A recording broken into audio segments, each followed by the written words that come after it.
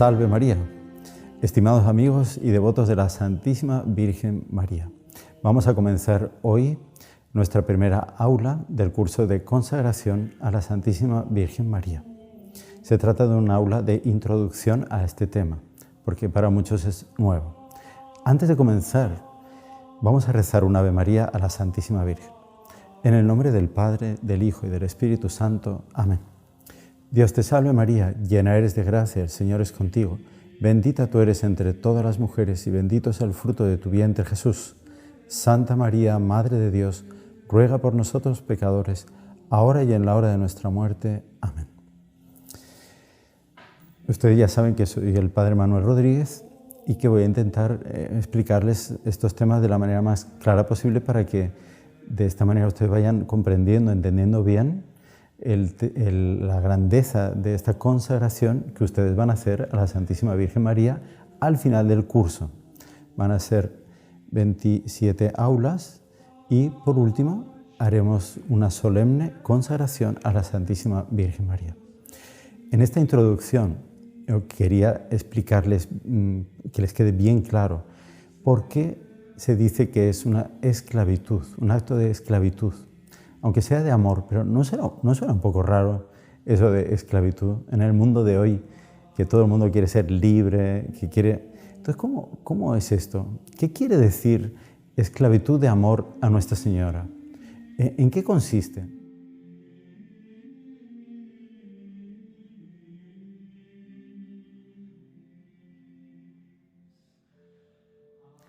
La esclavitud, aunque sea a Nuestra Señora, no es una vergüenza para el hombre.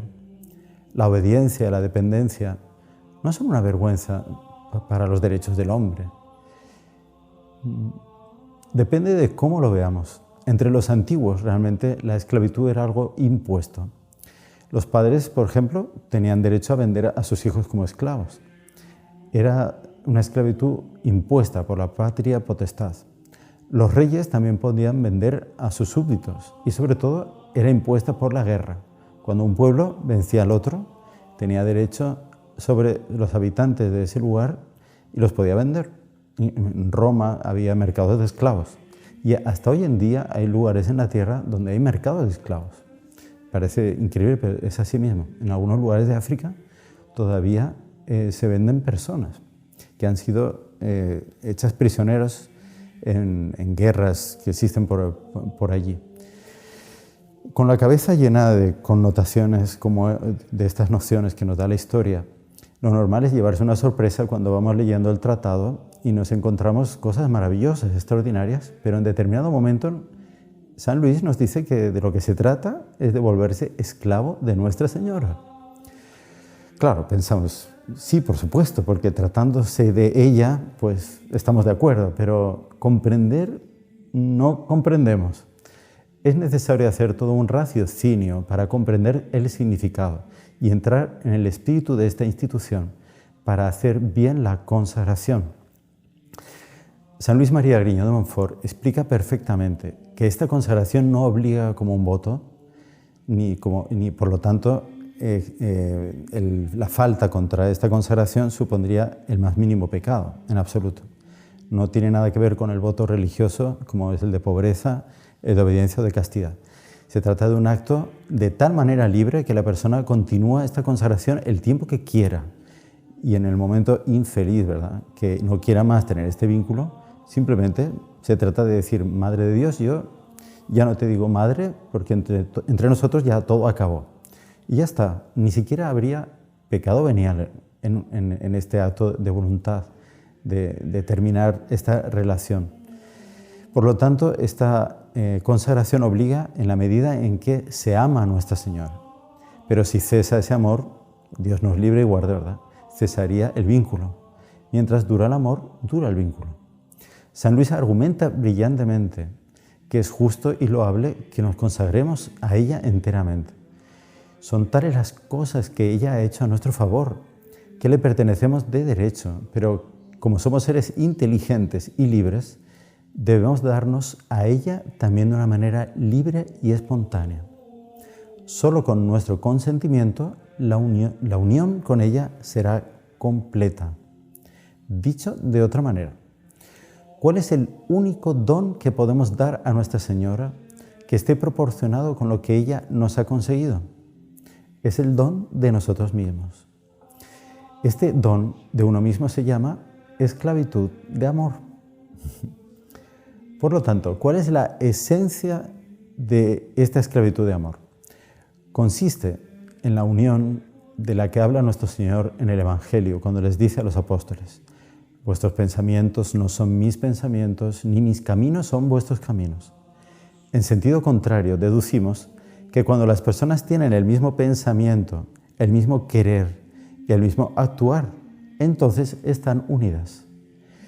Siendo Nuestra Señora Reina del cielo y de la tierra, si yo tuviera todos sus pensamientos, si yo quisiera todo lo que ella quiere e hiciese todo lo que ella ha hecho, puedo decir que estoy unido a ella. Si mi vida es un continuo actuar así, yo seré un esclavo de Nuestra Señora.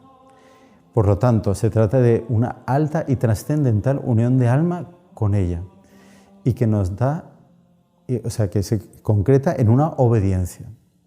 Porque ella piensa, yo pienso. Porque ella quiere, yo quiero. Porque ella lo hizo, yo quiero hacer lo mismo. Paso a depender en todo de ella. Y en el terreno práctico, ¿cómo se pone esta situación? Es que si yo quiero pensar como Nuestra Señora piensa, debo de pensar de acuerdo con lo que la Iglesia Católica piensa y al respecto de todos los temas que se refieren a la fe y a la moral. Si realmente yo quiero hacer todo lo que Nuestra Señora quiere que yo haga, debo de hacer aquello que el Espíritu Católico me indica que debo de hacer. Así seré en lo concreto un verdadero esclavo de amor. Ahora, esta obediencia, esta dependencia de la Santísima Virgen y por lo tanto de la Santa Iglesia Católica no es una vergüenza.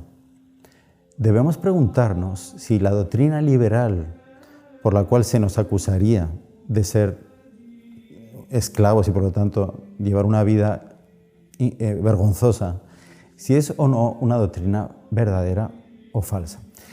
Esta doctrina liberal dice que, por ejemplo, dice, yo ahora mismo podría salir de aquí y tener un tiempo libre y podría hacer dos cosas. Una, quedar con los amigos e irme de farra. Otra cosa sería tener un tiempo libre para ir a mi casa después del trabajo y pasar un rato jugando con mis hijos, hablando con mis hijos y tal. Ahora, la doctrina liberal dice que yo, si soy libre, puedo elegir aquello que me resulta más gustoso. ¿Qué es más gustoso? Irme de farra. Por lo tanto, si me voy de farra, he sido libre. Si me voy a casa a cuidar de mis hijos, entonces he estropeado mi libertad. Por lo tanto, para la doctrina liberal, la libertad consiste en hacer el mayor número de actos que me resulten agradables y evitar cualquier obligación que limite mi libertad. Pero esto no es lo que dice la doctrina católica. Su Santidad, el Papa Juan Pablo II, San Juan Pablo II, nos lo recordó con brillo y con gran insistencia, porque hasta dentro de la Iglesia Católica, lamentablemente, se ha infiltrado esta mentalidad liberal.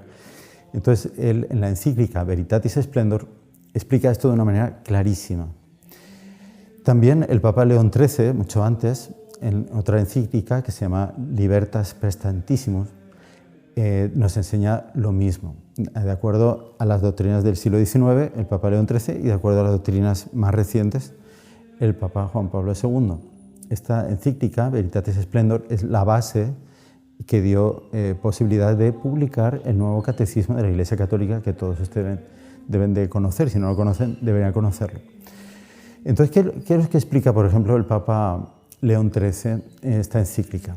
Explica lo siguiente, y toma un ejemplo sacado de la naturaleza. Hay una gaviota a la orilla del mar y de repente la gaviota va a emprender el vuelo, pero llega un niño por detrás y agarra la gaviota y le impide salir volando. Uno diría que el niño ha impedido a la gaviota ser libre, porque no puede hacer aquello para lo cual ella ha sido creada, para lo cual ella tiene toda su naturaleza dirigida, que es el vuelo, para poder cumplir con su vida como Dios le creó. Entonces volar y después poder pescar y poder, en fin, lo que hace una gaviota. El niño le impidió hacer aquello para lo cual Dios había dado a la gaviota esas cualidades. Ahora, un animal sabemos que no tiene derechos propiamente porque no es una persona. Pero sí, ahora pasemos esto a una persona. Imagínense que viéramos un niño. El niño, por el hecho de ser humano, tiene un instinto. Como la gaviota volar, el niño también quiere volar, pero ¿hacia dónde? Hacia la verdad. Porque el hombre es un ser racional, inteligente y quiere conocer la verdad. Por eso los niños siempre, en cuanto empiezan a hablar y darse cuenta de las cosas, preguntan ¿por qué tal cosa mamá? ¿Por qué tal cosa papá? Es normal, quieren conocer la verdad, es el instinto de él que va a volar hacia la verdad. Igual hacia el bien, igual hacia la belleza. Esos son los instintos que hacen que el hombre sea hombre. Entonces la libertad del hombre consiste en poder seguir este movimiento, como la libertad de la gaviota es desarrollar el vuelo por entero. Pero viene algo que disminuye la libertad de ese niño y la capacidad de practicar el bien o de alcanzar la verdad o la belleza. ¿Y qué es? Es la tentación al pecado. Sentimos un peso que nos lleva hacia el otro lado, diferente del bien. Entonces, el Papa León XIII dice, ¿cuál es el efecto propio de la tentación? Disminuir la libertad del hombre. Seríamos mucho más libres si no fuésemos tentados. La tentación es lo contrario de la libertad. El pecado no es la libertad, la virtud es la libertad. El pecado es lo contrario de la libertad y seríamos mucho más libres si no fuésemos tentados. La libertad del hombre no es hacer lo que se le pasa a uno por la cabeza, incluso el mal, sino que consiste en seguir ese primer impulso instintivo hacia el bien, la verdad o la belleza, sin admitir embarazos que vengan a entorpecer este impulso. Esto equivale a decir que la verdadera libertad está en el cumplimiento del deber, en el cumplimiento de los mandamientos. Luego, los mandamientos de la ley de Dios no son enemigos de nuestra libertad, son los mejores defensores de nuestra libertad. Esto lo remarca mucho San Juan Pablo II en esta encíclica. Y fíjense, ¿en qué ha quedado esta doctrina liberal, que es la que impera hoy en día en los ambientes del mundo? En nada, escombros, es una mentira. Por ejemplo, un hombre, un joven, acaba de conseguir su primer trabajo. Y entonces los amigos le invitan, vámonos a ir de fiesta. Y se van de fiesta por ahí. Y uno va y le ofrece ya no solamente tomar, sino también una droga. Te lo vas a pasar fenomenal y tal, no sé qué, se la toma. ¿Qué pasa? Llega a casa tarde, está cansado, pues va a la mañana siguiente, se quiere ir a levantar porque tiene que ir temprano al trabajo que acaba de conseguir y no consigue. Consecuencia, perdió el trabajo. ¿Fue libre? Según la doctrina liberal, sí, pero por no haber cumplido su deber, uno se da cuenta que esto se volvió contra él mismo, contra su propio interés. Por lo tanto, no fue libre. Hizo lo que quiso, pero no fue libre. De aquí pasamos a una segunda noción. Si yo me analizo a mí mismo, yo veo que puedo encontrar muchas verdades haciendo uso de mi inteligencia, pero percibo también que hay muchas cosas de las cuales yo no soy capaz de comprender. Y en cambio tengo un vecino, un amigo, que sí es capaz de entender esas cosas. Entonces es normal que yo, al respecto de esas cosas, me deje guiar por la opinión de mi amigo, que conoce mucho más de eso. Por lo tanto, dice, mi libertad consiste en ver la verdad por entero y así atender mi apetito de verdad. Y para eso deberé de consultar a aquellos que son más capaces de captar la verdad de las cosas y seguir su opinión antes que la mía. Por lo tanto, es lo más normal del mundo, de recurrir a un técnico, a un especialista, a personas que tengan mucha experiencia en tal o cual tema, dice, para tener éxito en ese tipo de materias. ellos serán capaces de guiarme mucho mejor que yo mismo. Por lo tanto, todo hombre que no sea un loco de orgullo se da cuenta de que a la hora de juzgarse a sí mismo, muchas veces también somos parciales y nos juzgamos con demasiada benevolencia. El hombre que quiere ser libre, verdaderamente, que quiere llevar a la plenitud esta tendencia para el bien, tiene que aceptar ser controlado y ser dirigido por aquel que es más capaz de ver sus defectos. Con esto se nos da una suprema lección de libertad y comprendemos que el propio hecho de ser mandado es una forma superior de libertad. De aquí, fíjense que ahora vamos a concluir. La forma suprema de libertad es la aceptación de la autoridad de aquellos que nos ayudan a realizar aquello que queremos, es decir, el bien y la verdad. No hay, por tanto, una forma más cristalina y más sublime de libertad que la de ser esclavos de Nuestra Señora. Es el auge de la dignidad humana, porque nos permite hacer en todo aquello hacia lo que nuestras mejores apetencias caminan. Entonces nuestra actitud a ir descubriendo las maravillas que se encuentran en el tratado ha de ser de tener un espíritu amoroso a la autoridad, comprendiendo que haciéndonos tan pequeños delante de la Santísima Virgen, hacemos algo sublime y altamente dignificante. Jamás nos avergonzaremos de obedecerla, al contrario, encontraremos en esta obediencia nuestra más alta dignidad. Nuestra ufanía está en saber obedecer por un acto supremo de fuerza de voluntad. Como dice aquel dictado moral clásico, Deo servire di regnare est, aplicado a Nuestra Señora, tibi servire regnare est. Ser tu siervo es ser rey, como cita el propio San Luis en el párrafo 170 del tratado. Dichosos los fieles esclavos de la Reina del Cielo, porque gozarán de la verdadera libertad, porque servirte a ti es libertad. Bueno, creo que con estas palabras podemos ya terminar nuestra primera aula, que les quede claro esta altísima vocación a la que están siendo llamados de entregarse a Nuestra Señora. En un archivo adjunto ustedes podrán descargar algunos trechos de la encíclica Veritatis Splendor y también de la Libertas Prestantissimum de León XIII, para que ustedes, si quieren, pueden profundizar más en este tema. De momento es esto, les voy a dar la bendición para que en la próxima aula nuestros deseos de conocer más a la Santísima Virgen estén más vivos, más ardientes. El Señor esté con ustedes y la bendición de Dios Todopoderoso, Padre, Hijo y Espíritu Santo, descienda sobre ustedes y permanezcan para siempre. Salve María.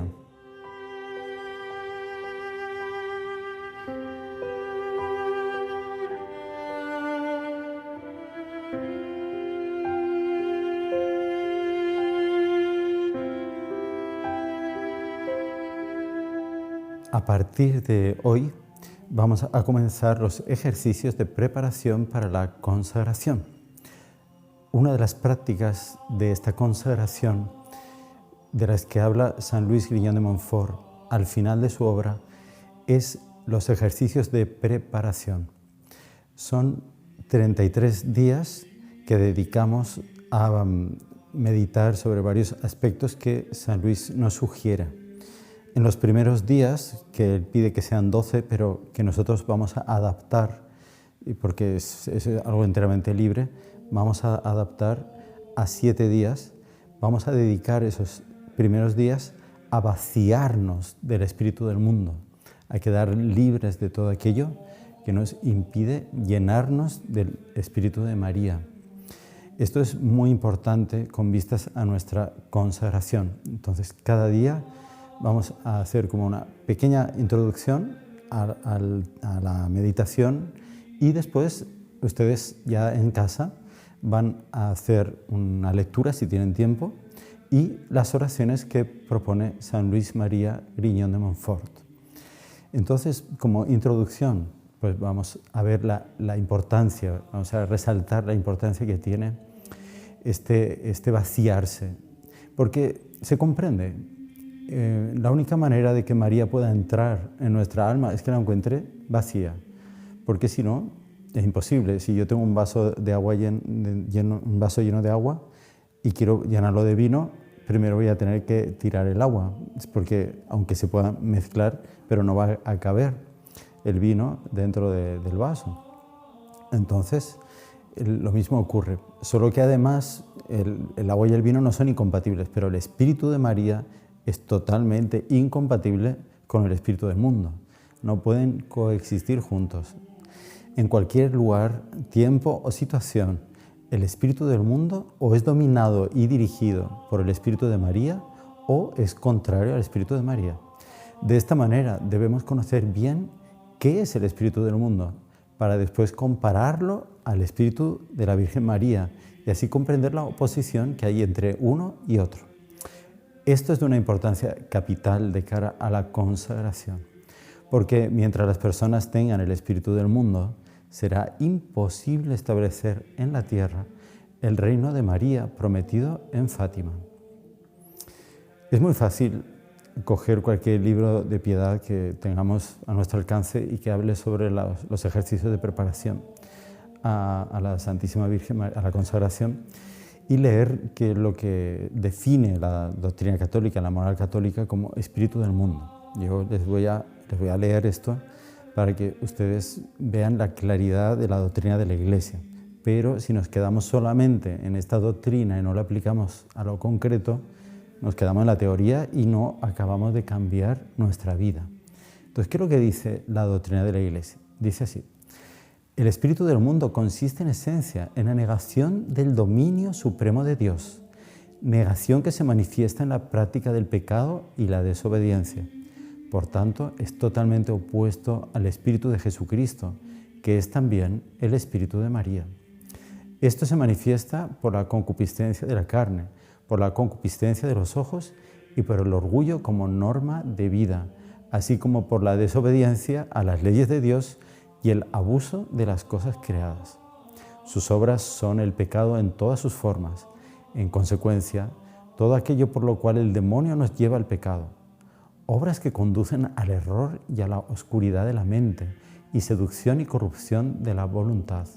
Sus pompas son el esplendor y las artimañas empleadas por el demonio para hacer que el pecado sea deleitoso en las personas, lugares y cosas. Esto es el espíritu del mundo perfectamente definido. Ahora, en los próximos días vamos a tener que aplicar a lo concreto en nuestra vida. De momento ya les dejo, por lo tanto, con las oraciones que deben de empezar a rezar a partir de hoy. Primero, el Ven Espíritu Creador, pidiendo al Espíritu Santo que nos ilumine para descubrir el espíritu del mundo en nosotros. Después, a ella, Salve Estrella del Mar, la que nos ha de guiar en esta singladura. Vamos a iniciar los ejercicios de preparación, que ella nos guíe en medio de este mar inmenso, que no nos perdamos. Y por fin, el Magnificat, el proclama mi alma la grandeza del Señor, y alegrándonos de que el Señor nos haya elegido nuestra miseria, nuestra pequeñez, para esta gran vocación de consagrarnos a la Santísima Virgen María. También, si tienen tiempo, lean el capítulo 17 del Evangelio de San Juan, los versículos 6 al 19. Esta despedida del Señor, despidiéndose de los apóstoles, es muy, muy impresionante lo que él habla sobre el mundo. Salve María y hasta el próximo día.